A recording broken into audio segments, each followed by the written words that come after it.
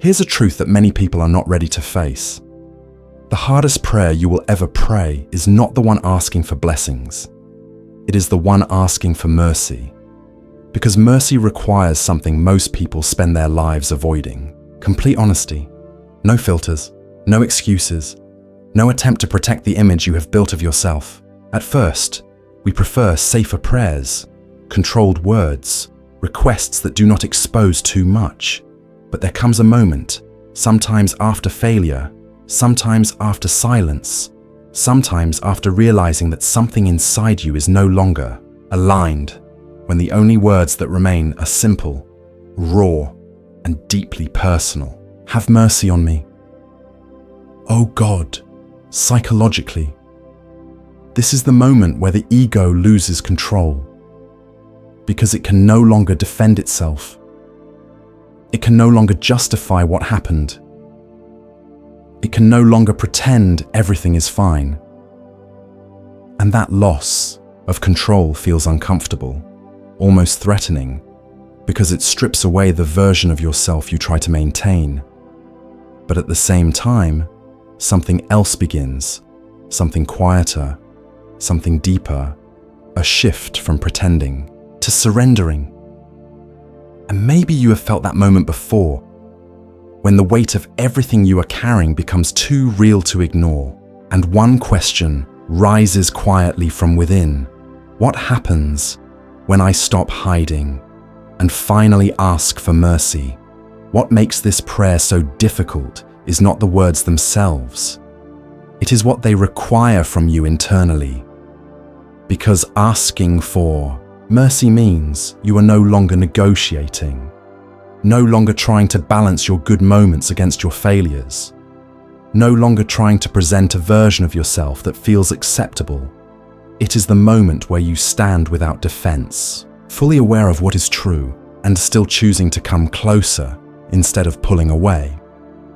And that movement feels unnatural at first, because the instinct after failure is usually distance, silence, avoidance, a quiet attempt to fix things before returning. But mercy does not wait for you to fix yourself. It meets you in the place where you finally stop trying to hide. And this is where something begins to shift, because the weight you have been carrying alone starts to feel different. Not because it disappears instantly, but because it is no longer being held in isolation. And that changes the experience entirely. The guilt that once felt suffocating becomes something that can now be spoken. The shame that once kept you distant begins to lose its power. And slowly, almost unexpectedly, you realize that the very act of asking for mercy is already pulling you back into the presence you thought you had lost. And that realization leads to a deeper question. Not about whether you deserve mercy, but about whether you are willing to receive it.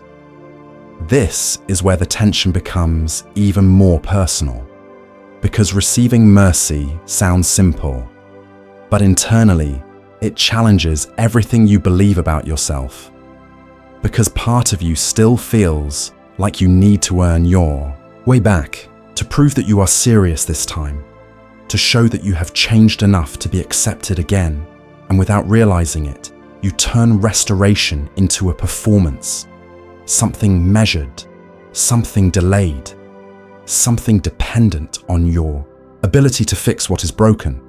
But mercy interrupts that entire pattern. It does not wait for improvement. It meets you in honesty. And that is what makes it so difficult to accept, because it removes your control over the process. It forces you to trust instead of manage, to receive instead of perform, and that creates a quiet resistance inside the human heart. A hesitation that whispers, "This is too easy. This cannot be enough." But the deeper truth is that mercy was never meant to be something you qualify for. It was meant to be something you surrender to. And the moment you stop trying to deserve it, something begins to open within you. Not pride, not relief alone, but a deeper awareness that you are being met in your worst moment, not pushed away from it, And that realization begins to soften the heart in a way effort never could, leading you to a place where the prayer is no longer just words, but a genuine cry from within. And this is where the prayer begins to go deeper, because once mercy is no longer just a word, but something you are actually reaching for, the focus begins to shift from what you have done to what is happening inside you. And that is where real transformation starts to take shape. Because the problem was never only the action, it was the condition of the heart that produced it.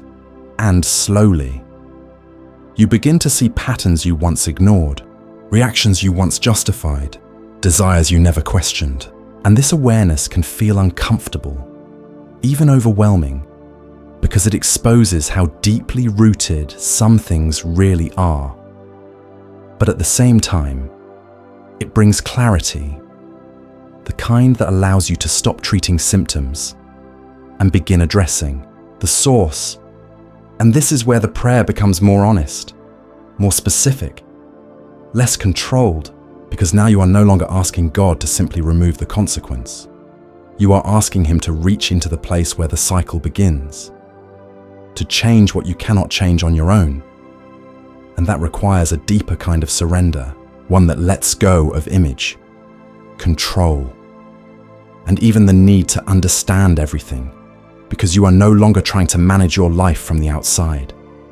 You are inviting God to work from the inside. And that is where everything begins to shift. Now let's take a moment to pray together. Merciful Father, I come without defense, without justification, without anything to offer except honesty, because I have learned that mercy is not given to the strong, but to the surrendered. Lord of compassion, you see what I hide from others, the thoughts I excuse, the patterns I repeat, the quiet compromises I try to minimize, and still, I come. Not because I deserve kindness, but because I need it. God of unfailing love, I echo the cry that has been whispered through generations. Have mercy on me, not according to my effort, but according to your character. Abba, I confess how often I delay this prayer, waiting until I feel sincere enough, broken enough, worthy enough. And yet mercy was never meant to be earned. It was meant to be received. So here I am, exposed, imperfect, returning, again, trusting that your heart remains open, even when mine feels divided. Holy God, as I ask for mercy, I feel the weight of what I bring, not just actions, but motives, not just moments, but patterns. Sovereign Lord, nothing in me is hidden from you, no thought too small, no intention too subtle. And still you invite me closer, or not away, Father of truth. I confess how often I try to manage my image before you, adjusting my words, softening my confession, hoping to appear better than I am. But mercy meets honesty, not performance.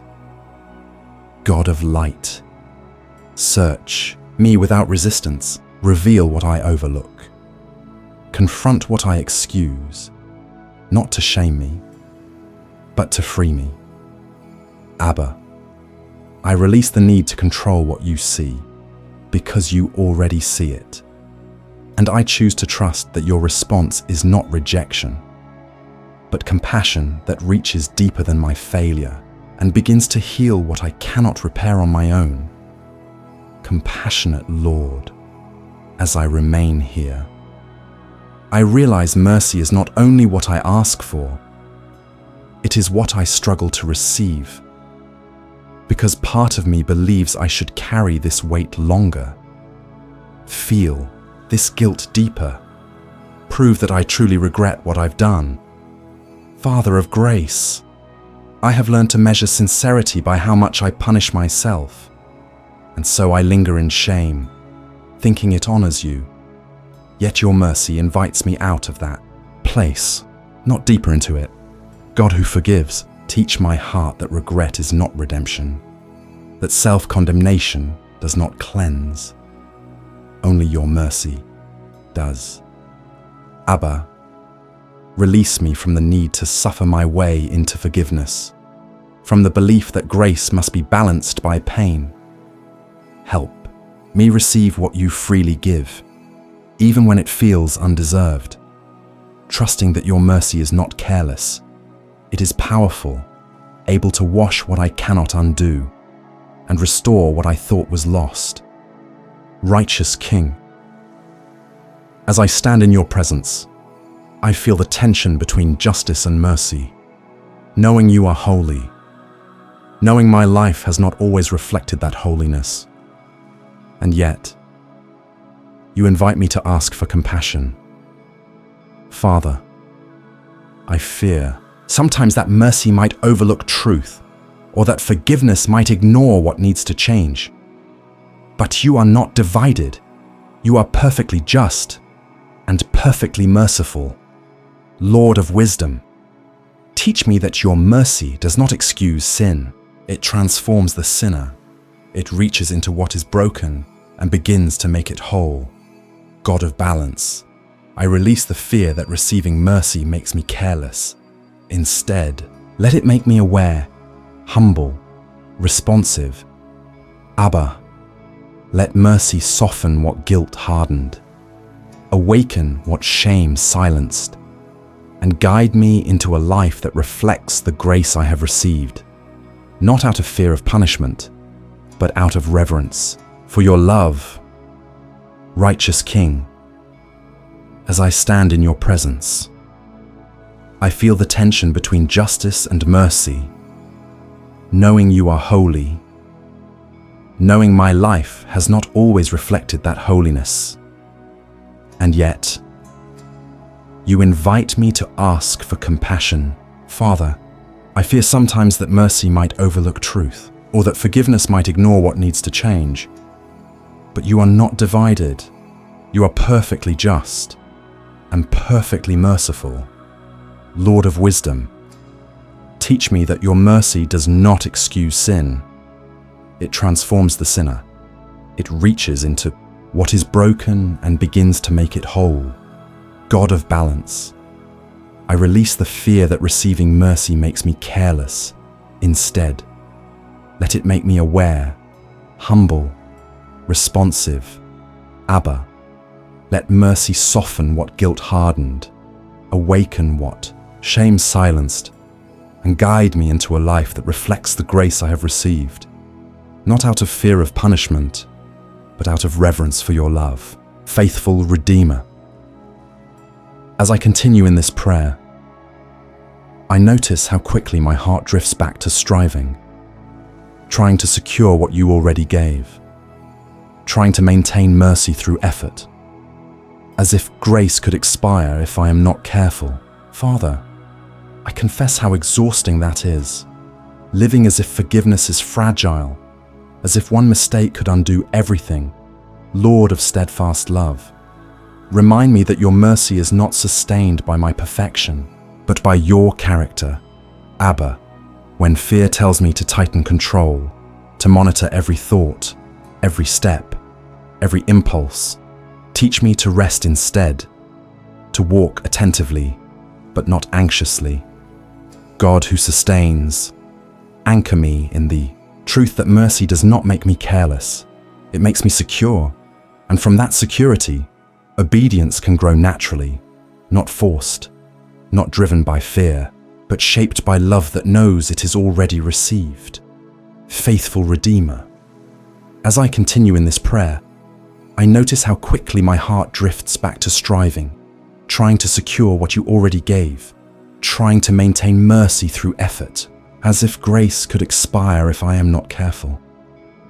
Father, I confess how exhausting that is, living as if forgiveness is fragile, as if one mistake could undo everything. Lord of steadfast love, remind me that your mercy is not sustained by my perfection, but by your character. Abba, when fear tells me to tighten control, to monitor every thought, every step, every impulse. Teach me to rest instead, to walk attentively, but not anxiously. God who sustains, anchor me in the truth that mercy does not make me careless. It makes me secure, and from that security, obedience can grow naturally, not forced, not driven by fear, but shaped by love that knows it is already received. Abba, of unfailing love, you did not turn me away. You did not measure my worth before receiving me. You met me with compassion, again and again. Lord who forgives, let this truth remain when emotions shift, when memory accuses, when I am tempted to return to shame. God of mercy, anchor my heart in what you have spoken, not what I feel, not what I fear, but what is true, that I am forgiven, received, and invited to keep walking. Spirit who sustains, guide me beyond this moment into a life shaped by grace, where obedience flows from love, not pressure, and where I no longer approach you as a stranger begging for acceptance, but as one who has found mercy and now lives from it, daily, quietly, securely, in your presence. Amen. And if this message spoke to something deep inside you, if you know this is the kind of wisdom you want to keep building into your life, subscribe to the channel before you leave. Because here, we are not just talking about motivation, we are talking about mastery, about discipline, about spiritual depth, about psychological truth, and about the long obedience that quietly transforms a man from the inside out.